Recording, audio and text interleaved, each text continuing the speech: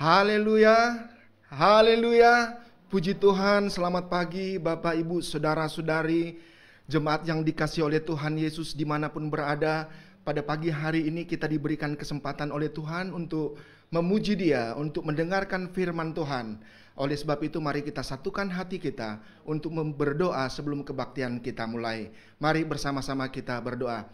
Tuhan Yesus Bapa yang baik, puji hormat terima kasih kami naikkan kepada Engkau Tuhan. Karena oleh kemurahan-Mu saja, kembali kami umat-umat Tuhan bersama dengan umat-umat Tuhan. Pada pagi hari ini Tuhan memberikan kami waktu kesempatan untuk memuji Engkau, menyembah Engkau. Terlebih kami mau mendengarkan firman Tuhan. Kami percaya Roh Kudus bekerja, memberkati kami semua yang melayani dan yang mendengarkan firman Tuhan. Hamba-hamba Tuhan sudah diurapi oleh Tuhan dengan urapan kuasa-Mu Tuhan, sehingga kami semua bersuka cita di dalam Engkau. Terima kasih kami mulai ibadah kami pada pagi hari ini dalam nama Tuhan Yesus Kristus, Tuhan dan Juru Selamat kami yang hidup. Haleluya, haleluya, puji Tuhan, amin. Haleluya, puji Tuhan. Mari bersama-sama kita memuji Tuhan dengan nyanyikan satu pujian, Aku Berjalan Tanpa Beban.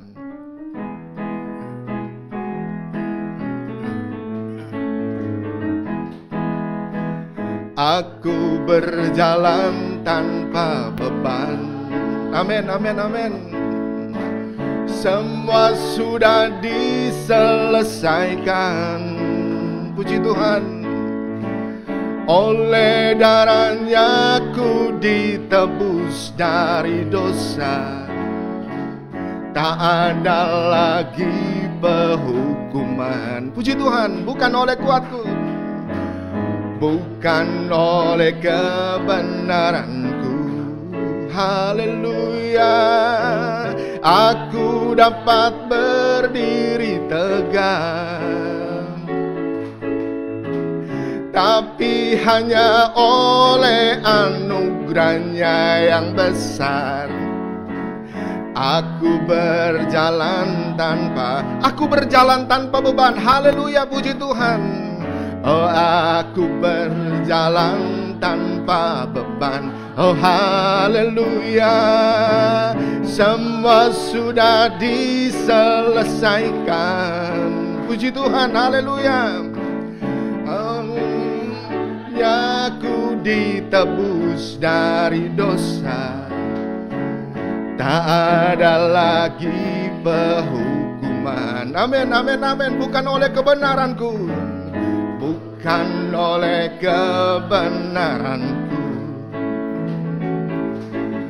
Oh, aku dapat berdiri tegak,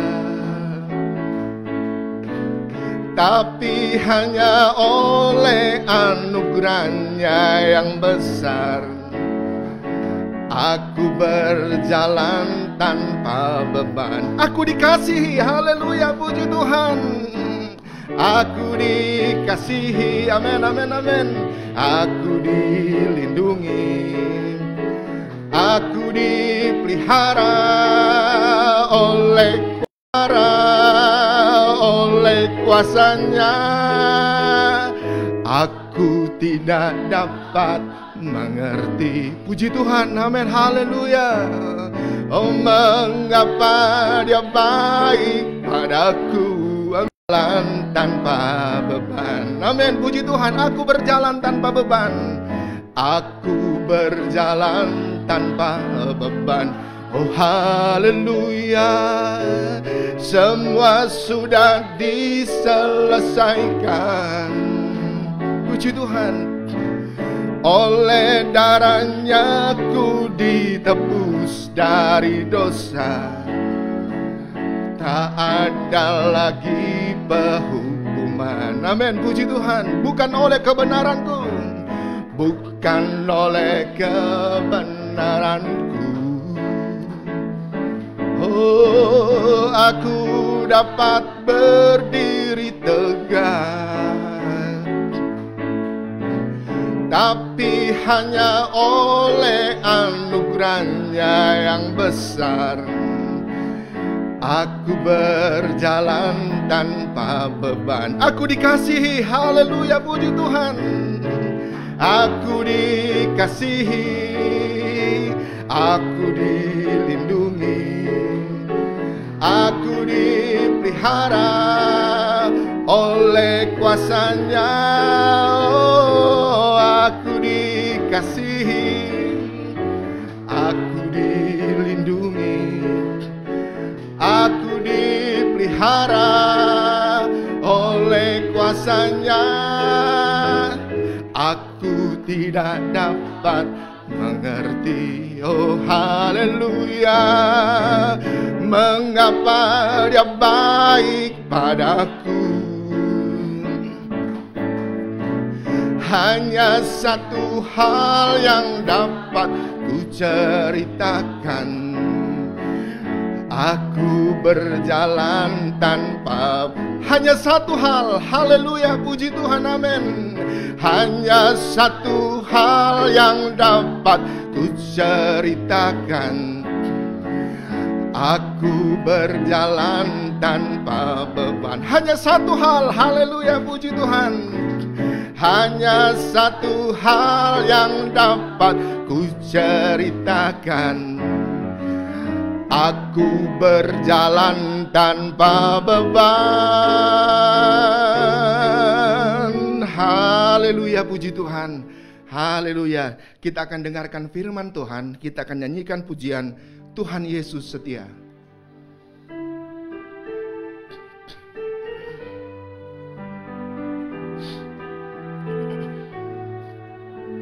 Amin, haleluya, glory Tuhan. Tuhan Yesus setia, glory, glory. Dia sahabat kita dalam segala susahku, selalu menghiburku. Dia mengerti bahasa, amin, amin, haleluya. Tetesan air mata waktu badai mengamuk dan gelombang menyerang. Tuhan Yesus setia, Tuhan Yesus setia, haleluya. Tuhan Yesus setia, glory, glory, glory. Terima kasih Tuhan, Dia sahabat kita dalam segala susahku, selalu menghiburku, amin. Tuhan, haleluya, glory. Dia mengerti bahasa, amin. Tuhan, terima kasih. Tetesan air mata waktu badai mengamuk dan gelombang menyerang. Tuhan Yesus setia. Sekali lagi kita nyanyikan pujian ini, amin, amin. Tuhan Yesus setia, Tuhan Yesus setia, glory Tuhan. Dia sahabat kita, glory. Dalam segala susahku, amin, amin, amin, amin. Selalu menghiburku, amin, haleluya.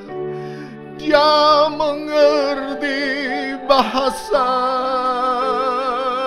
Terima kasih Tuhan Yesus. Tetesan air mata waktu badai mengamuk dan gelombang menyerang. Tuhan Yesus setia waktu badai mengamuk. Amin, haleluya. Waktu badai mengamuk dan gelombang menyerang, Tuhan Yesus setia. Haleluya, glory Tuhan. Terima kasih, terima kasih, terima kasih Yesus. Haleluya, haleluya, haleluya. Kami agungkan nama-Mu Tuhan, kami muliakan Engkau Tuhan. Haleluya. Terima kasih, terima kasih, terima kasih Tuhan. Haleluya. Terima kasih Tuhan.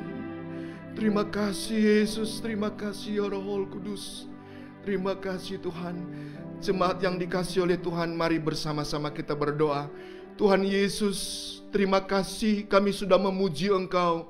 Kami sudah menyembah Engkau dan kami percaya Engkau sudah hadir lewat pujian dan penyembahan kami. Kami sudah memberkati Engkau Tuhan lewat pujian penyembahan kami. Dan Engkau juga sudah memberkati kami. Saatnya kami akan dengarkan firman Tuhan. Kami tahu urapan Tuhan, hikmat dari Tuhan sudah berikan kepada hamba-Mu. Sehingga dia akan berkata-kata dalam urapan Tuhan. Semua yang mendengarkan firman Tuhan dimanapun berada, diberkati dengan berkat-berkat Tuhan yang luar biasa. Terima kasih Tuhan Yesus yang baik. Dalam nama Tuhan Yesus kami mau dengarkan firman Tuhan. Haleluya, haleluya, haleluya. Puji Tuhan. Amin.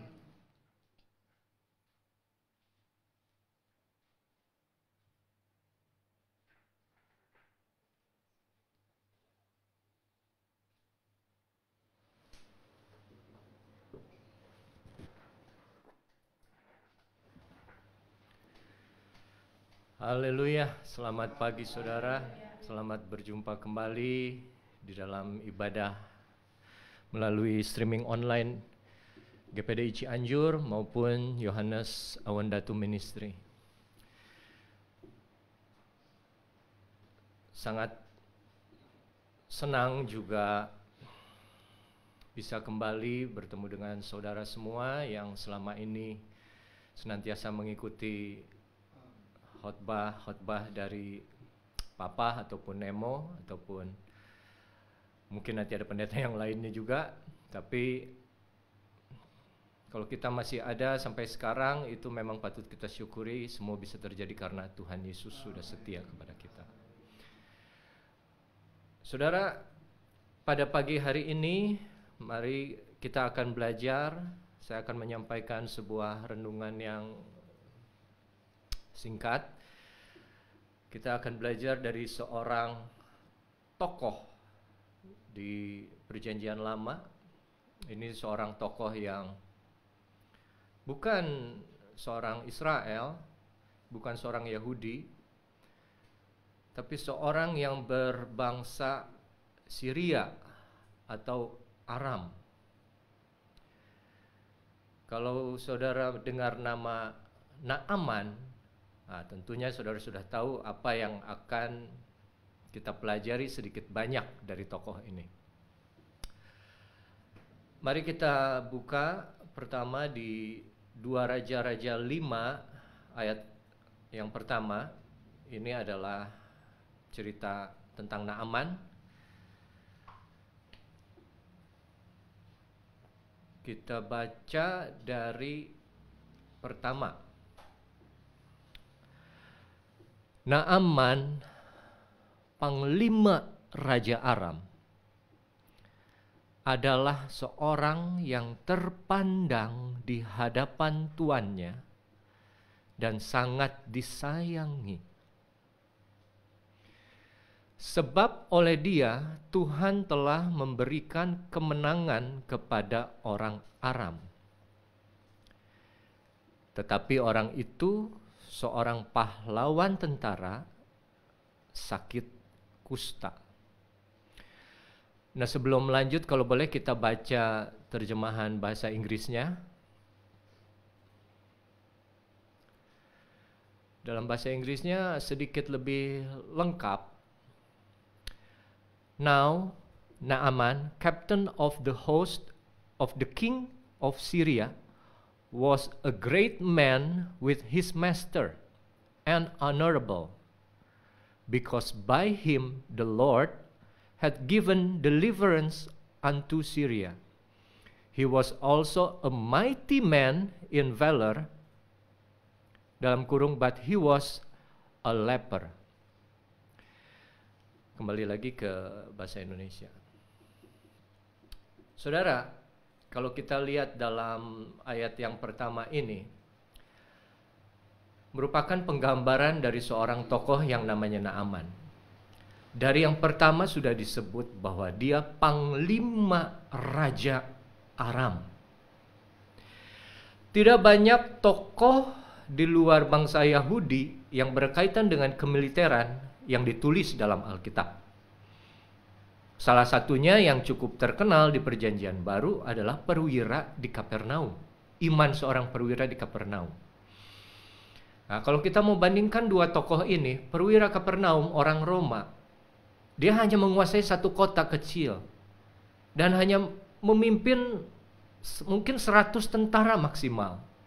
Kalau diumpamakan dengan sekarang itu letnan atau kapten, tidak lebih. Tapi Naaman, kalau saudara baca tadi kita bersama-sama, dia panglima Raja Aram yang tertinggi dalam sebuah struktur militer. Dan kita tahu seorang yang sudah mencapai tingkat tertinggi dalam suatu struktur militer itu bukan seorang yang main-main. Seorang yang berisi, yang berkualitas, yang pintar, yang berani, dan tentunya yang punya banyak jasa. Dan yang paling penting, dia dipercaya oleh raja sampai diangkat menjadi seorang panglima.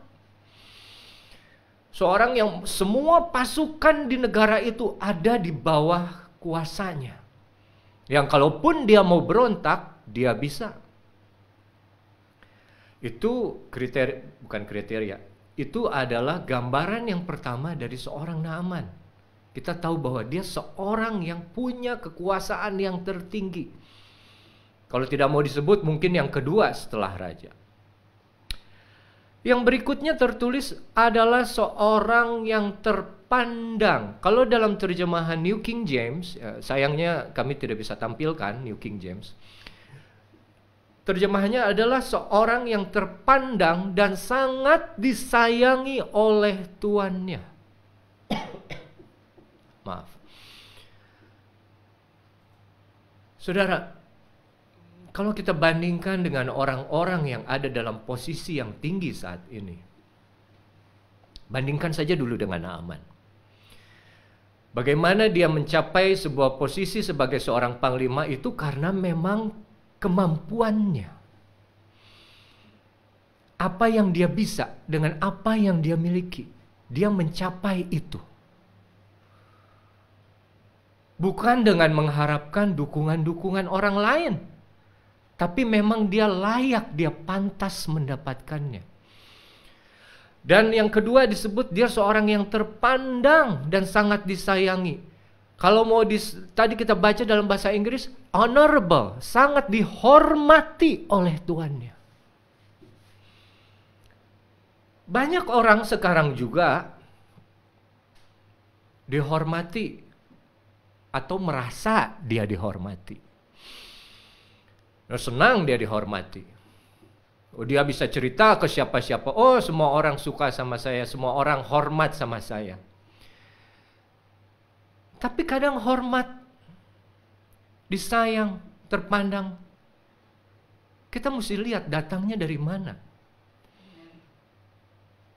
Naaman datang hormat itu dari atasnya, dari atasannya.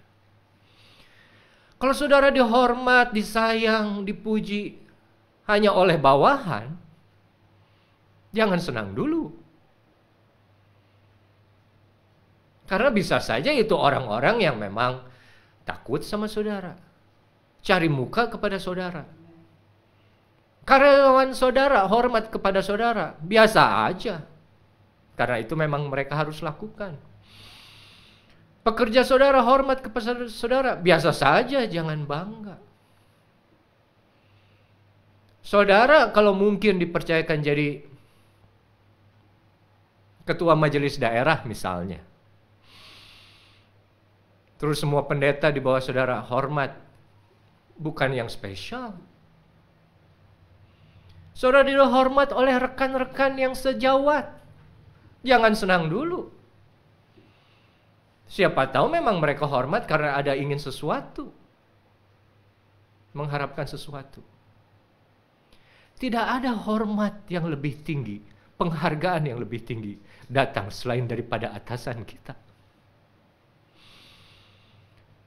Seperti yang saya sempat sampaikan minggu lalu, saat Musa dibilang, hambaku Musa telah mati.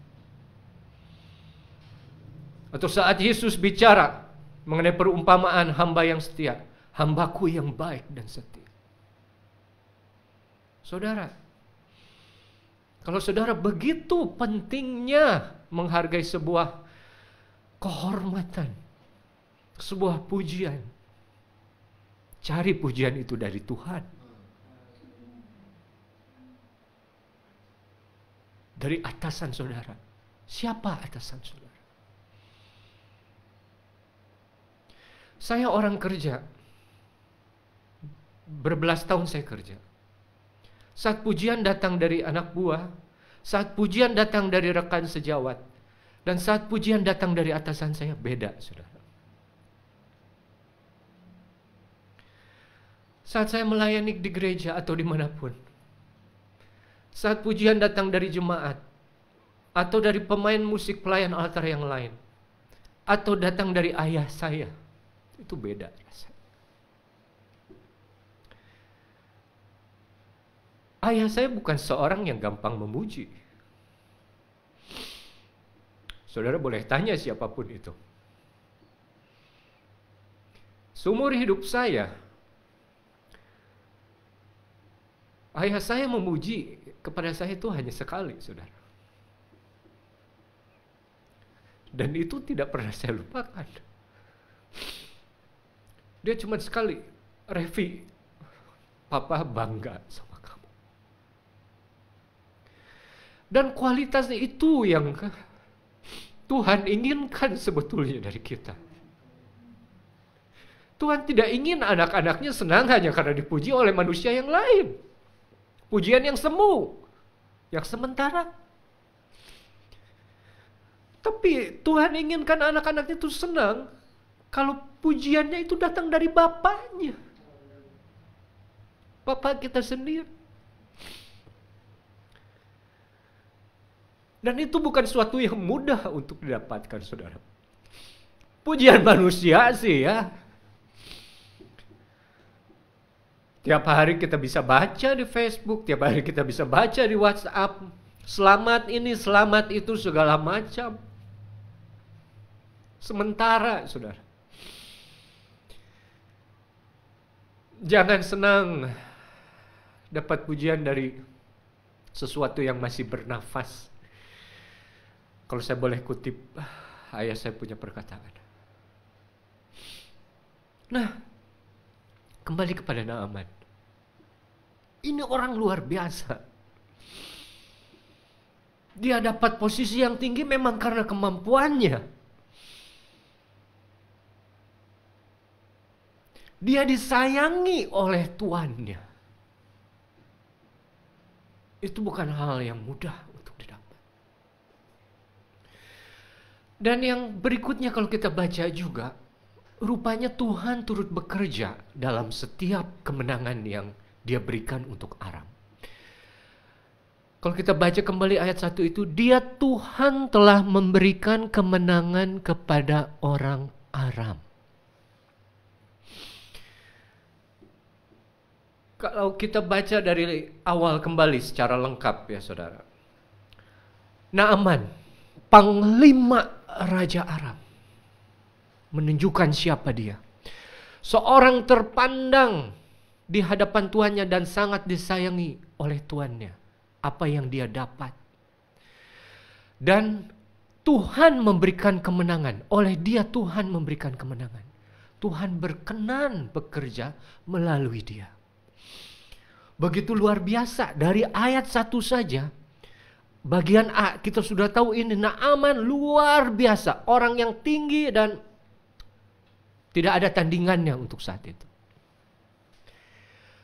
Lucunya, yang sayangnya, ada kata-kata berikutnya itu tetapi. Nah, tetapi ini adalah sebuah kata yang kita tahu itu kata yang tidak pernah enak untuk didengar kan saudara. Karena ada lelucon, kamu mau dikenalin nggak misalnya dengan seorang pria atau wanita? Kenapa? Oh dia cantik, dia ganteng, hidung mancung, mata besar, tulang pipi tinggi, rahang kuat. Tapi tai lalatnya sebesar ini katanya. Tapi ini kata yang bahaya. Dan selalu muncul di saat-saat terakhir. Dan kalau kita mendengar sebuah cerita dari orang siapapun yang berbicara hal yang baik, kadang kita nggak boleh senang dulu kan. Misalnya ada orang yang mau putus dengan pacarnya, dia kan selalu ngomong hal yang baik. Kamu nih sebetulnya cantik atau ganteng, sempurna, nggak ada kekurangan di dalam diri kamu. Masalahnya tuh hanya diriku.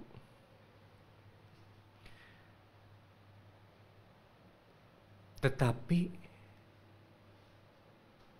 maaf, aku tidak bisa bersama denganmu lagi. Nah, itu yang kita dapatkan dari ayat 1.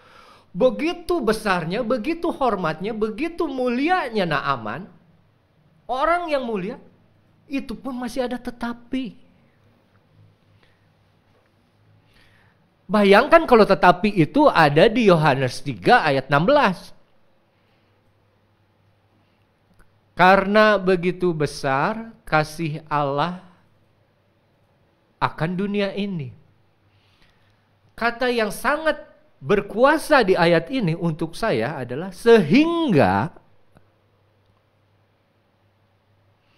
Karena kalau ayat ini berhenti karena begitu besar kasih Allah akan dunia ini, stop. Nggak ada apa-apa.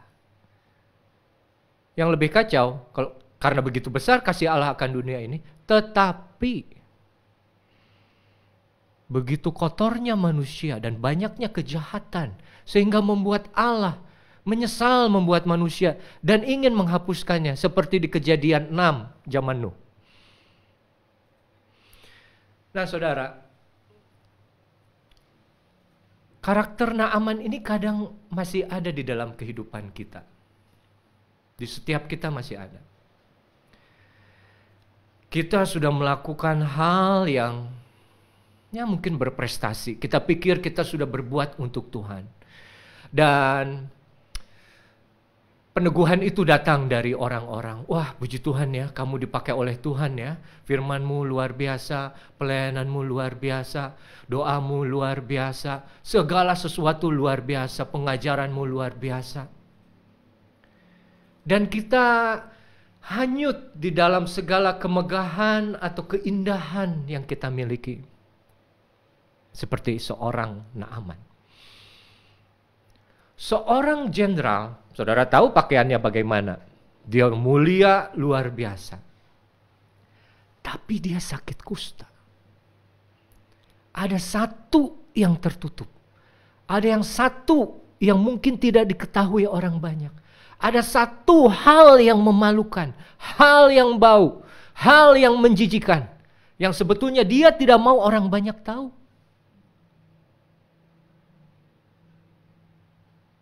Tapi itu dia sembunyikan. Naaman kalau kita baca selanjutnya bukan orang yang rendah hati awalnya. Orang yang tinggi hati. Kenapa? Ya dengan segala macam prestasi yang dia miliki. Orang bisa tinggi hati. Tapi ada satu kelemahannya. Dia punya kusta. Satu penyakit kulit. Sebetulnya kusta sendiri bukan kata yang tepat. Ini karena terjemahan dari, kita nggak mau terlalu berat ke arah situ, saudara. Tapi kita sebutlah ini penyakit kulit yang ditunjukkan seperti ada flek-flek putih dan lama-lama akan keras. Dan itu bau. Dan yang akhirnya akan dijauhkan. Kalau orang Yahudi itu akan dijauhkan, diusir dari perkemahan. Mereka tidak boleh bergabung. Tapi kita belajar apa? Naaman di segala kemuliaannya, kebesarannya. Saya yakin dia tahu dia punya sakit kusta. Dia tahu dia punya sesuatu yang menjijikan. Dia tahu dia punya sesuatu yang harusnya tidak ada di dalam hidup dia.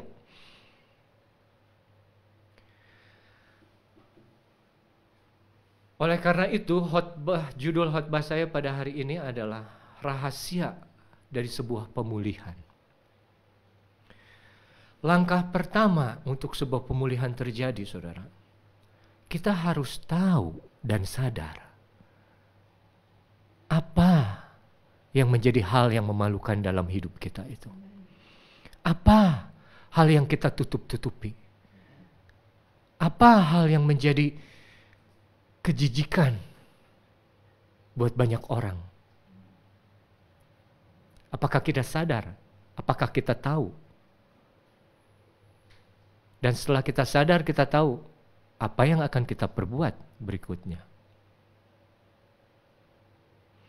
Memang kusta adalah simbol atau lambang dari dosa. Tapi dosa sudah ada dalam hidup kita. Semua yang kita lakukan yang tidak berkenan kepada Tuhan itu disebabkan karena dosa. Dosa tidak serta-merta judi, main cewek, minum bir, taruhan, enggak. Tinggi hati saja sudah dosa, saudara. Merasa diri paling benar, itu dosa. Orang lain salah, saya merasa lebih tahu dari semuanya. Oh, saya sudah berpengalaman. Saya sudah melakukan ini, saya sudah melakukan itu. Siapa kamu? Bukan siapa-siapa. Nah, hal yang pertama adalah kita harus sadar dan tahu akan kekurangan kita. Coba lihat diri saudara. Saat saudara tidak bisa lihat dan sadar dan tahu akan kekurangan saudara,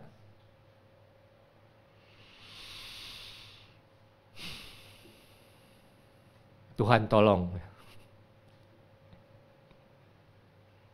Itu berarti manusia sudah coba bukakan, tunjukkan. Tapi kalau saudara masih tidak sadar kekurangan saudara, nanti Tuhan yang akan bukakan untuk saudara. Poin kedua dari Naaman, kalau kita lihat pada ayat ketiga, 2 Raja-Raja 5 ayat 3. Seorang hamba yang dari Israel yang ditarik oleh tentara-tentara Syria berkata kepada nyonyanya, sekiranya tuanku Naaman menghadap nabi yang di Samaria, maka tentulah nabi itu akan menyembuhkan dia dari penyakitnya. Ada firman yang akan disampaikan kepada kita. Mungkin tidak langsung, tapi melalui perantara. Dan di sini melalui perantara seorang hamba perempuan. Dan yang saya suka adalah Naaman dengar. Naaman dengar. Kenapa kita tahu Naaman dengar? Sebab di ayat keempat berikutnya, saudara, dia pergi Lalu pergilah Naaman memberitahukan kepada tuannya atau rajanya. Katanya begini-begini dikatakan oleh gadis yang dari negeri Israel itu. Saudara, langkah-langkah pemulihan yang kita bisa belajar dari Naaman.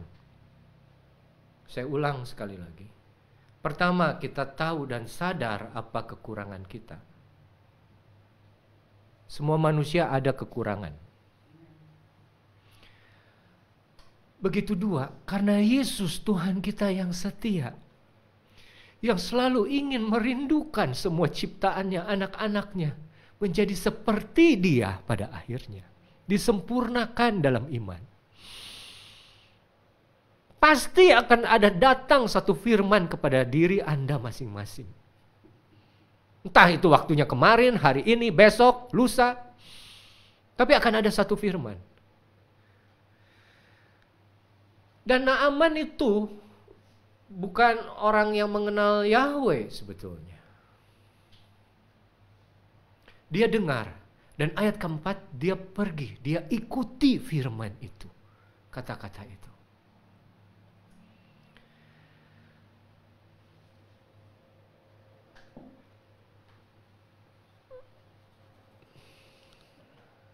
Sekarang kita masuk ke langkah yang keempat. Dan kita tahu ya saudara, kalau kita cerita soal Naaman, lalu dia pergi ke rajanya. Rajanya kasih emas, perak, dan lain sebagainya. Dia bawa itu semua ke Raja Israel, Raja Yoram. Raja Yoram panik. Dia panik, terus nangis jerit-jerit, robek bajunya apa segala macam karena dia kegeeran. Dia pikir Naaman datang dengan surat dari Raja Syria itu menyuruh dia, Yoram, untuk menyembuhkan Naaman. Lalu ada terdengar oleh Elisa, ini ceritanya supaya kita nggak usah baca satu-satu. Terdengar oleh Elisa, dan Elisa kan suruh datang itu, Naaman suruh datang ke rumahnya. Naaman masih dengar, Naaman masih ikut itu firman. Naaman masih mau lakukan itu firman. Dan akhirnya kita tahu ayat 9, 2 Raja-Raja 5 ayat 9. Kemudian datanglah Naaman dengan kuda dan keretanya. Ia masih datang dengan segala kemegahannya, dengan segala kehebatannya. Tidak ada tanda-tanda bahwa dia datang sebagai seorang yang sakit, seorang yang mempunyai kekurangan. Dia tetap datang dengan seorang yang memiliki kelebihan. Dia masih datang menganggap bahwa dirinya ini seorang yang masih harus dihormati, masih harus dihargai oleh siapapun. Dan kita tahu kalau kita datang kepada Allah, kepada Tuhan, kepada abdi Allah, kepada hamba Tuhan, mental seperti itu tidak bisa diterima.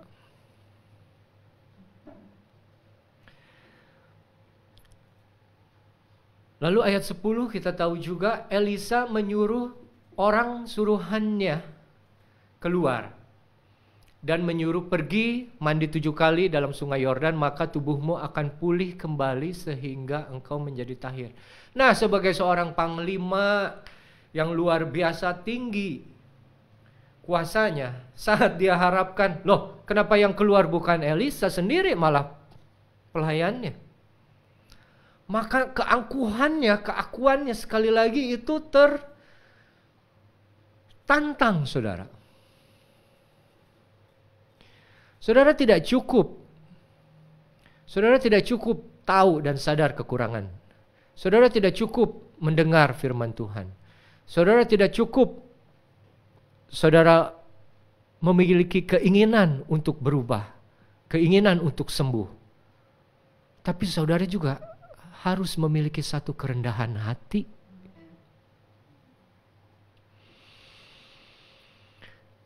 Jangan sampai kita gagal dalam sebuah pemulihan di dalam diri kita hanya karena kita tidak memiliki sebuah kerendahan hati. Kerendahan hati yang bisa tertutup oleh berbagai macam banyaknya pencapaian yang sudah kita dapatkan. Seringkali kita merasa kita sudah berbuat banyak kepada Tuhan, dan itu dijadikan sebuah landasan atau dasar untuk menilai bahwa Tuhan sudah melakukan begitu banyak melalui saya. Dan belajar di Naaman ini, kalau kita baca ayat 11, ini ayat yang kita akan bahas sedikit lebih panjang. Lalu pergi Naaman, dia langsung pergi, tinggalkan dengan marah sambil berkata, aku sangka bahwa setidak-tidaknya lah, iya, Elisa datang keluar dan berdiri memanggil nama Tuhan Allahnya, lalu menggerak-gerakkan tangannya di atas tempat penyakit itu, dengan demikian menyembuhkan penyakit kustaku. Naaman masih berpikir bahwa Tuhan atau hamba Tuhan yang dia datangi akan menyembuhkan dia, menjamah dia dengan cara dia. Dengan cara apa yang ada dalam pikiran dia. Bukankah begitu juga kita, saudara? Kadang kita selama ini berpikir bahwa ya kalau Tuhan mau merubah saya, Tuhan akan merubah saya sesuai dengan cara yang saya mau. Sesuai dengan cara yang saya nyaman. Sesuai dengan cara yang saya tahu. Kita udah tahu jalannya Tuhan, bukan jalan kita. Saya ada kesaksian sedikit mengenai ayat yang ke-11 ini. Dulu dan sampai saat ini mungkin, salah satu kekurangan dan kelemahan saya adalah tidak sabar atau mudah marah.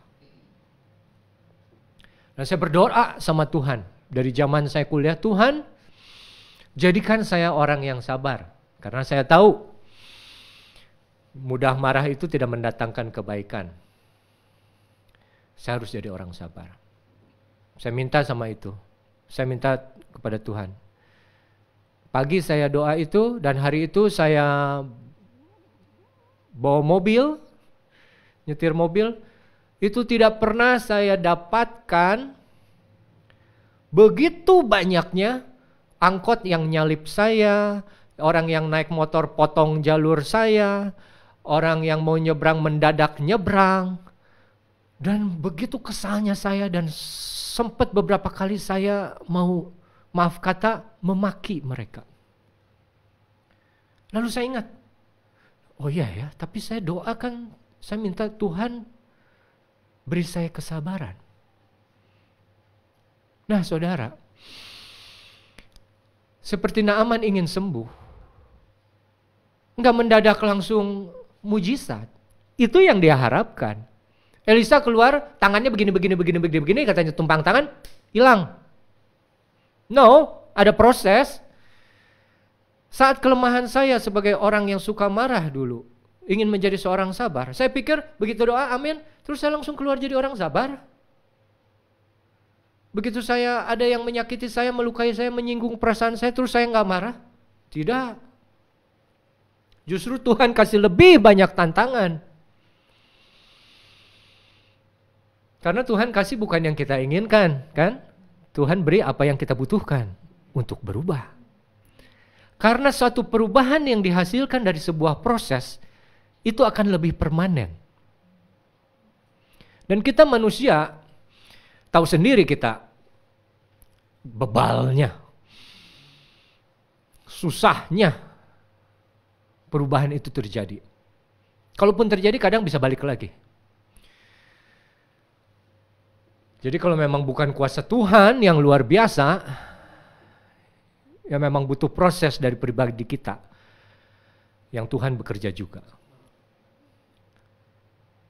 Terus yang kedua, kalau saya masih ada waktu kali ya.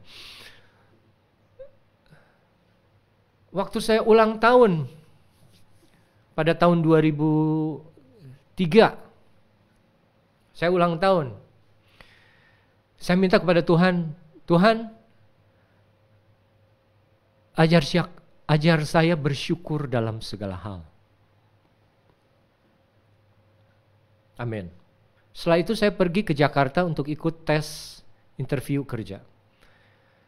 Begitu keluar selesai interview kerja, kaca mobil saya sudah dipecahkan orang. Tas saya hilang, saudara. Tas yang isinya ada handphone, ada rupiah, ada dolar, dan ada buku-buku pelajaran drum dari luar negeri. Itu terjadi di saat ulang tahun saya, dan terjadi setelah saya berdoa kepada Tuhan, minta Tuhan ajar saya selalu bersyukur dalam segala hal. Pikir, saudara. Kalau kita minta sesuatu, Tuhan ajar saya bersyukur dalam segala hal. Puji Tuhan kalau Tuhan kirim, ada yang kirim makanan lah, ada yang kasih ucapan lah, ada yang telepon kita, kasih perhatian sama kita, ada yang sayang sama kita, ada yang kasih berkat sama kita. Gampang, itu mah remeh bersyukur seperti itu. Tapi seperti Naaman, saya juga tahu, sadar apa kekurangan saya. Dan itu yang Tuhan harapkan dari diri kita masing-masing, sadar akan kekurangan diri kita masing-masing. Dan kita ingin berubah. Dan kita tidak bisa berubah kalau kita tidak minta kepada Tuhan. Dan apa yang terjadi? Naaman masih pikir dengan caranya sendiri, dia akan sembuh. Lalu dia jawab di ayat 12 dengan masih sombongnya, bahwa sungai-sungai di Damsyik itu lebih jernih daripada sungai Yordan. Kenapa bukan saya mandi di sana?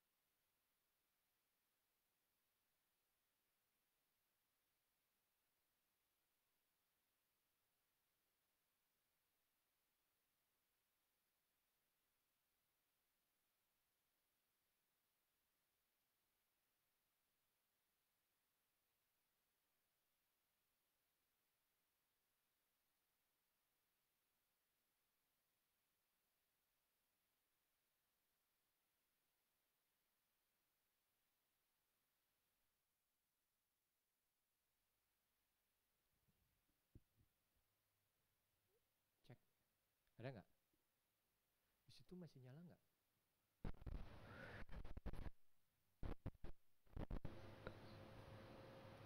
Ada. Puji Tuhan. Nah, seperti itu contohnya, saudara. Saya juga bingung, 2 kali saya baru khotbah, 2 kalinya baterai di mic ini habis di tengah saya bicara. Saya nggak mengerti kenapa itu terjadi. Karena selama ini kalau yang lain khotbah kan nggak pernah kan.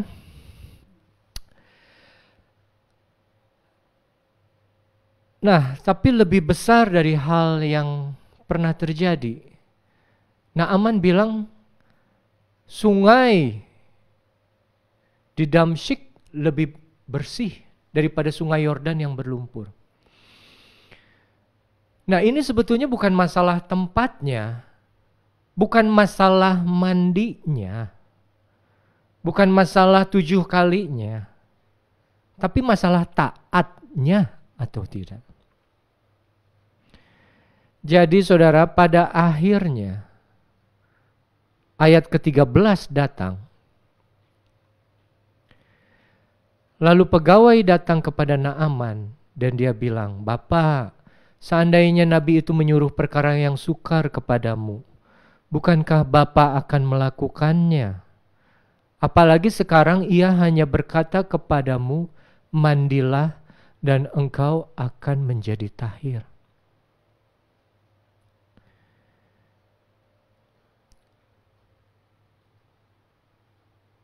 Ini yang saya suka. Naaman akhirnya dengaran dan taat. Karena di ayat 14 kita tahu, dia akhirnya turun, mandi 7 kali dalam sungai Yordan sesuai dengan perkataan dari Elisa. Dan pulihlah tubuhnya kembali seperti seorang anak dan ia menjadi tahir. Saudara, kehidupan kita sebagai orang Kristen, anak-anak Tuhan, tidak akan pernah lepas dari yang namanya dosa. Dosa kecil, dosa besar. Tidak akan pernah lepas dari yang namanya kekurangan. Tidak akan pernah lepas yang namanya kehilafan. Itu akan selalu ada. Tapi yang penting, yang Tuhan inginkan seperti yang Tuhan mau dari Naaman. Tuhan ingin kita berubah. Tuhan ingin kita tahir. Seperti pada awalnya, seperti Dia menciptakan Adam. Sempurna. Seperti gambar dan rupanya. Tidak ada lagi yang menghalangi hubungan kita dengan Tuhan. Tidak ada lagi dosa di antara kita dengan Tuhan. Oleh karena itu, saya undang kepada saudara semua. Coba lihat diri kita masing-masing. Kenalilah kekurangan kita, kelemahan kita. Bawalah itu kepada Tuhan. Dengarlah firman-Nya dan taati. Sehingga Tuhan bisa bekerja melalui hidup saudara. Tuhan bisa ubahkan saudara menjadi seorang yang baru seperti anak. Dan menjadi tahir kembali. Tuhan beri roh dan hati yang baru kepada kita semua. Terima kasih, demikian firman Tuhan. Mari kita nyanyikan lagu Semua Baik. Amin, Yesus. Haleluya. Hidupku dalam tangan-Mu, dalam rencana-Mu Tuhan. Rencana indah telah Kau siapkan bagi masa depanku yang penuh harapan. Katakan saudara dengan percaya. Semua baik, semua baik. Apa yang telah Kau perbuat di dalam hidupku, semua baik, sungguh teramat baik. Kau jadikan hidupku berarti. Kita nyanyikan sekali lagi dari awal, saudara. Dan imani bahwa semua yang terjadi adalah baik karena Tuhan sudah bekerja dalam hidup kita. Dari semula telah Kau tetapkan hidupku dalam tangan-Mu, dalam rencana-Mu Tuhan. Rencana indah telah Kau siapkan bagi masa depanku yang penuh harapan. Semua baik, semua baik, semua baik. Apa yang telah Kau perbuat di dalam hidupku, semua baik, sungguh teramat baik. Kau jadikan hidupku berarti. Sekali lagi, semua baik, semua baik, semua baik.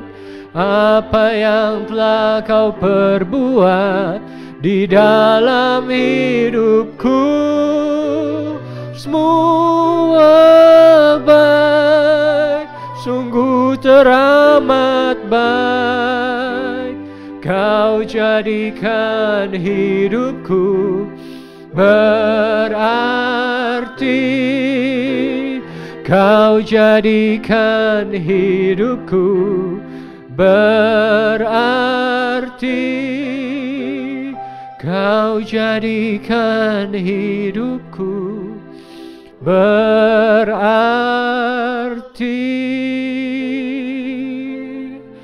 Haleluya, haleluya. Tuhan, terima kasih Bapa, terima kasih Tuhan untuk firman dan pujian ini. Kami betul percaya kami semua masih ada sampai sekarang ini karena Engkau yang sudah berbuat baik kepada kami. Kami masih ada karena masih ada rancangan-Mu untuk kami. Kami masih boleh hidup karena Engkau masih belum selesai dengan kami semua Tuhan. Kami tahu semua yang Kau datangkan, semua yang Kau sudah perbuat dalam kehidupan kami hanya mendatangkan kebaikan saja bagi kami untuk kemuliaan nama-Mu.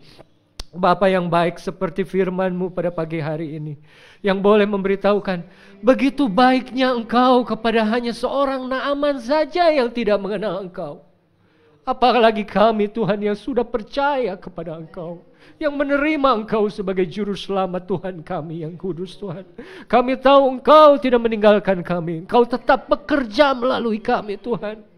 Apapun yang terjadi di luar sana, apapun yang terjadi di sekitar kami percaya Engkau Tuhan tetap peduli dengan apa yang ada di dalam hati kami. Engkau mau tidak ada yang ditutup-tutupi dari kami. Engkau ingin semua terbuka di hadapan-Mu sehingga Engkau boleh bekerja, Engkau boleh memulihkan hidup kami, membuat kami baru, menjadi tahir seperti seorang bayi yang baru.